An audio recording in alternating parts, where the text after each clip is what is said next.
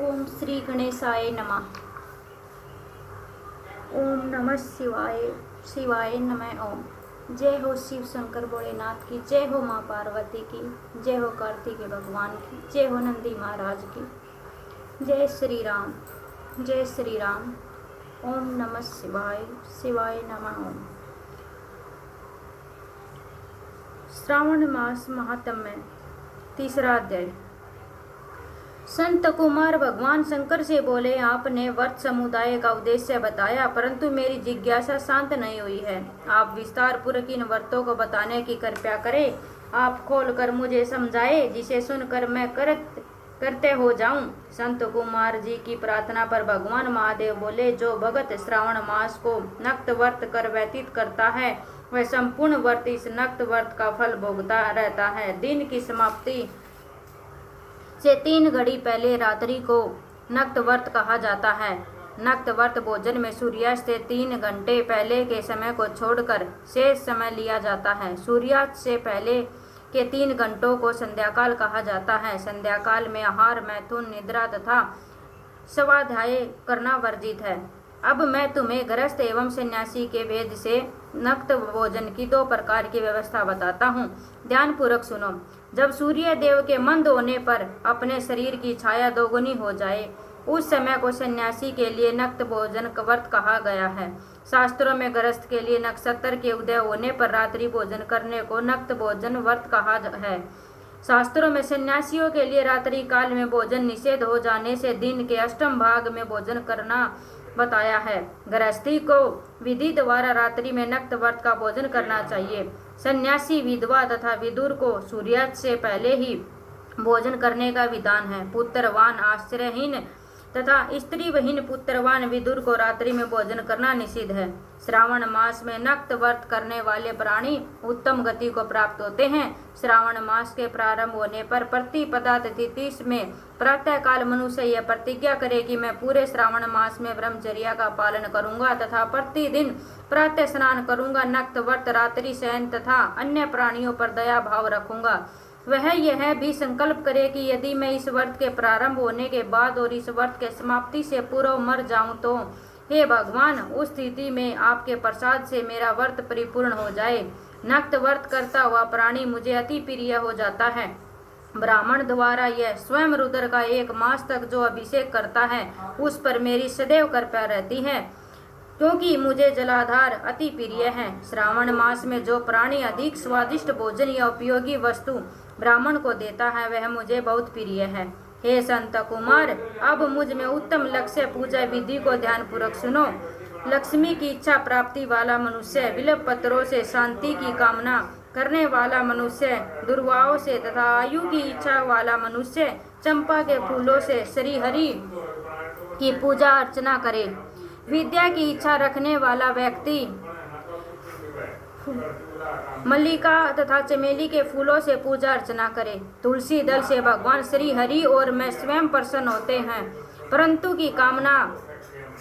पुत्र की कामना रखने वाला व्यक्ति कटेरी के फूलों से पूजा अर्चना करे। जिसे बुरे बुरे सपन दिखाई देते हों, वह उसके नाश के लिए उत्तम धन्य से पूजा अर्चना करे। देव के सन्मुख रंग, बिल्ली, पद्म, स्वास्तविक और चक्र आदि बनाकर भगवान विभु की पूजा अर्चना करे। संपूर्ण कामनाओं की पूर्ति के लिए सब पुष्पों से मनुष्य को पूजा अर्चना करनी चाहिए। लक्ष्मी पूजा करने से मैं भगवान शिव सदा प्रसन्न रहता हूँ। अंत में उद्यापन करना चाहिए। उद्यापन के लिए मंडप बनवाकर उसके तीसरे भाग में वेदी बनानी चाहिए। पुण्य वाचन कर आचार्य का वर्ण करना चाहिए। मंडप में बैठकर रात्रि जागरण कर वेद पाठ कराना चाहिए। वेदी पर उत्तम चतुर्लिंगोधर बनाकर उसके मध्य भाग में चावलों से सुंदर कैलाश का निर्माण करना चाहिए। उस वेदी में यथास्थान तांबे का कलश स्थापित करना चाहिए। उसमें पंचवल्लभ तथा सूक्ष्म वस्त्र रखने चाहिए। उसमें भगवान शंकर की स्वर्ण की मूर्ति को पंचामृत से स्नान कराकर स्थापित कर अर्चना करे। नैवेद्य युक्त धूप, दीप, गीत, वाग, नृत्य तथा वेद शास्त्र पुराणों द्वारा रात्रि में जागरण करना चाहिए और प्रातःकाल होने पर स्नान करना चाहिए। पवित्र शास्त्रोक्त विधान से वेदी बनानी चाहिए। तिल, घी, प्यास, मल मूत्र, गायत्री, शिव सहस्त्र नाम से हवन करना चाहिए। जिस मंत्र से पूजन किया है उसी मंत्र से हवन करना चाहिए। खांड घी चावल से हवन करना चाहिए। हवन समाप्ति पर पूर्ण आहुति देनी चाहिए। प्रातः वस्त्र अलंकार आभूषण से आचार्य का अर्चन करना चाहिए। ब्राह्मणों का पूजन कर उन्हें दक्षिणा देनी चाहिए।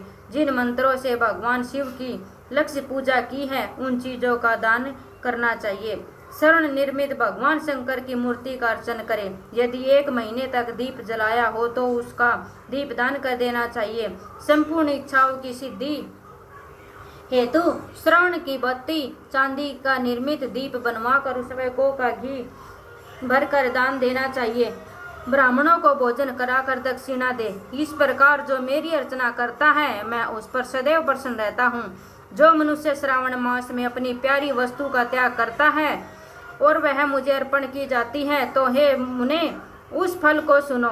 इस लोक में तथा परलोक में वह वस्तु लाख गुना होकर मिलती है। निष्काम भाव से त्यागने पर उत्तम गति की प्राप्ति होती है। जो भक्त मेरा रुद्री पाठ करता है वह प्रति अक्षर करोड़ वर्ष तक रुद्रलोक में निवास करता है। पंचामृत के अभिषेक से मोक्ष की प्राप्ति होती है। श्रावण मास में धरती पर सोने वाले मनुष्य को दांती हाथ से बनी हुई या चंदन निर्मित नर वतन से जुड़ी हुई मरुद गरुड़ चिन्ह वाली रुई से भरी कपड़े के रिजाई और तकियों से संपन्न सैया प्राप्त होती है। वह सैया उसे सुंदर स्त्री अन्य रत्नों से विभूषित मिलती है। श्रावण मास में जो आदमी ब्रह्मचर्य का पालन करता है उसका वीर्य अत्यधिक पुष्ट हो जाता है। तेजस्विता बल शरीर दृढ़ता और धर्म कार्य में समस्त उपकारी चीजें उसे मिल जाती हैं। जो आदमी इस मास में मौन व्रत धारण करता वह श्रेष्ठ वक्ता हो जाता है। मौन व्रत दिन रात या भोजन के समय रखा सकता है। मौन व्रत में यदि मनुष्य घंटा या तथा पुस्तकें दान करता है तो उसको सब शास्त्रों की जानकारी स्वयं प्राप्त हो जाती है। वह मौन व्रत के प्रभाव से बृहस्पति के समान बुद्धि वाला बन जाता है। मौन व्रत करने वाले मनुष्य की किसी से कलह नहीं होती। 3 अध्याय समाप्त हुआ। ओम नमः शिवाय। ओम नमः।